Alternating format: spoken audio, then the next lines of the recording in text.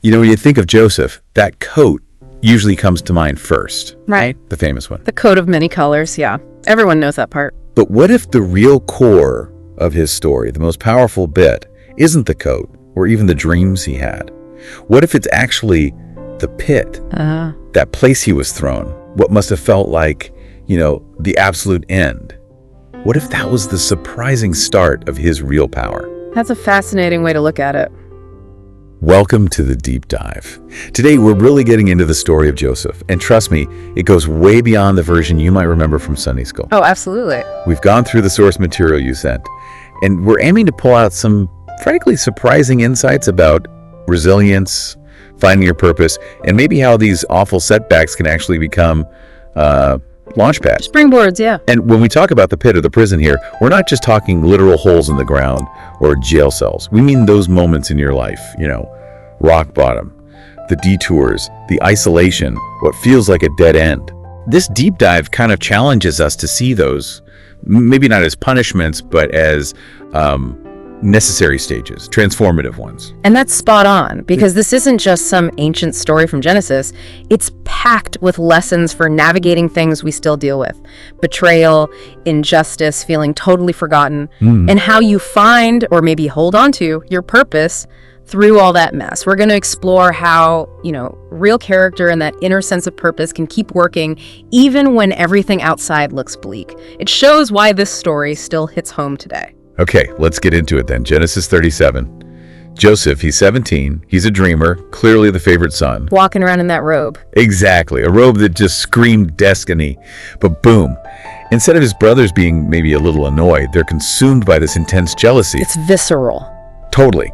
They rip the robe off him, chuck him in a pit, a literal pit, and then it's almost hard to believe they sell him like cattle. That kind of betrayal from your own flesh and blood, that hits differently, doesn't it? What does that tell us about, the challenges that come from inside our closest circles? Well, what's really striking, I think, is just how sudden it all is. 1 minute, he's the cherished son. The next, poof, he's got nothing. Sold. Yeah. And the material we looked at really emphasizes this idea. Dreamers don't just face giants, they face betrayal. And that connects directly to, a pretty common human thing. Suddenly losing everything, status, comfort, right when you thought you were starting something great. It's a stark reminder, isn't it? How quickly jealousy and just plain meanness can seemingly wreck a destiny. Derail it completely. Exactly. And it shows the path to purpose. It's rarely straight or easy. So the pit wasn't the end, but man, it led straight to slavery in Egypt. And you'd think that would be game over, right? No hope left. Logically, yes. But here's that twist. Right there in Genesis 39.2, it says the Lord was with Joseph. So even with everything stripped away, status, family, freedom, he still had this inner favor. It wasn't external. Right. And he somehow rises up in Potiphar's household. It proves that point from one source. True favor doesn't need a throne to operate. It grows even in chains. But how? How do you actually thrive, even lead, when you've lost it all? Is it just grit, or is there something else at play? Like, how do you tap into that? That's really the core of it, isn't it? And it's a great question. This favor, it's not about luck or circumstance. It points to something internal. Okay. Maybe a mix of character, integrity, a deep sense of purpose. Something that allows him to strive for excellence even as a slave. Joseph isn't passive here. He chooses to do good work, to be trustworthy. He's making active choices. Exactly. He focuses on what he can control. His attitude, his effort, his integrity, even when his situation is totally out of his control. And that's why his ability shines through, no matter the job title. It makes you rethink what resilience really looks like. Okay, so he's performing well. Things are maybe looking slightly less catastrophic. And then, bam, another nosedive. Yeah, just when you think. He does the right thing. He refuses to compromise his integrity with Potiphar's wife. And what happens? He gets punished for his purity, falsely accused, thrown into prison. Genesis 39.20. It's brutal. But even here, in this utter darkness, the sources offer this really counterintuitive idea that sometimes your delay is divine protection, and that what looks like a prison is often a preparation room for your purpose. That's a huge mental shift. It absolutely is. And the injustice he faces there is just profound. It really highlights that doing the right thing, it doesn't always get you an immediate reward. Really not. Sometimes it leads to more hardship, at least short term. And this idea of delay or prison not being the end, but prep time, it completely challenges how we usually think about progress. That it's always step by step upwards, or that good actions get instant good results. Right. It forces you to think differently about the tough times. Definitely. What's the purpose and the difficulty? And Joseph, he keeps demonstrating excellence, even in prison. Interpreting dreams for the baker and the cupbearer, giving them hope, a way forward. Using his gifts even there. Yes. But then, despite helping the cupbearer get out, he's just left behind. The guy totally forgets him. For 2 more years, Genesis 40.23 is so blunt, the chief cupbearer did not remember Joseph. He forgot him. Oof, that silence must have been deafening. Right, and the sources really hammer this point. Joseph keeps doing what's right when no one's watching, because true character is built in silence. I mean, how? How do you keep hope alive, stay true to your purpose, when nobody sees, nobody acknowledges for that long? What does that take? That forgotten period.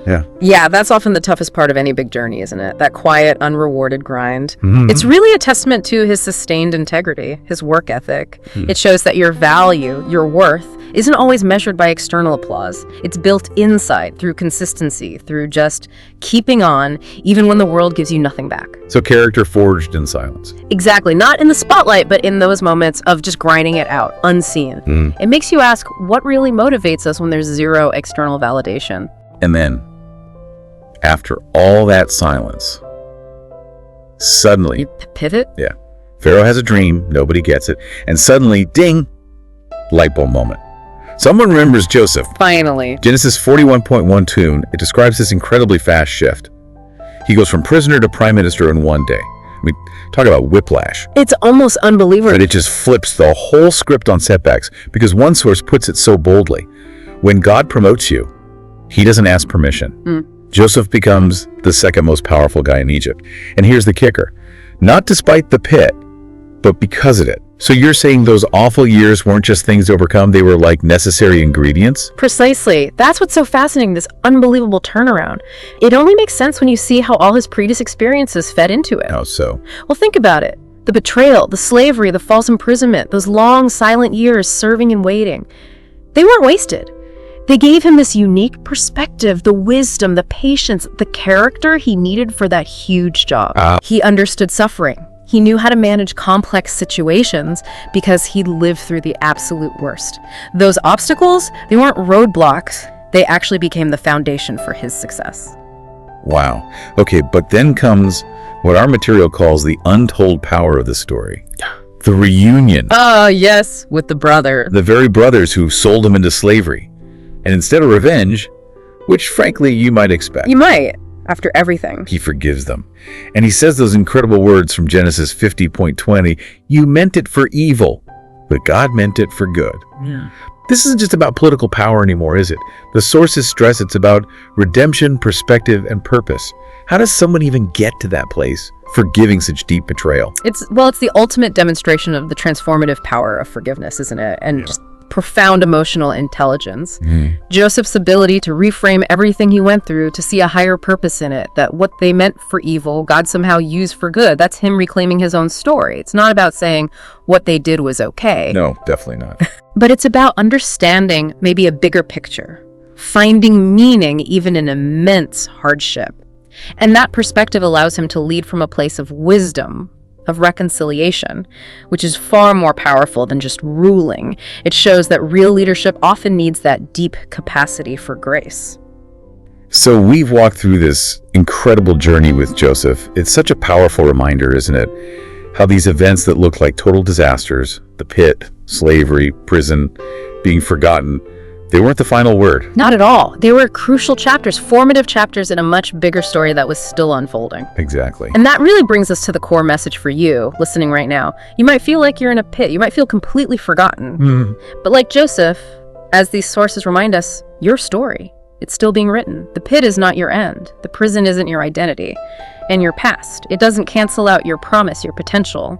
So, thinking about Joseph's story, maybe ask yourself, what pit are you navigating right now? And is it possible that, like his, it's actually kind of preparation room? Maybe for an unexpected promotion or just a deeper understanding of your own unique purpose? It's worth considering. Definitely. Yeah. Hold on. Because as Joseph's life shows so dramatically in a single moment, everything can shift.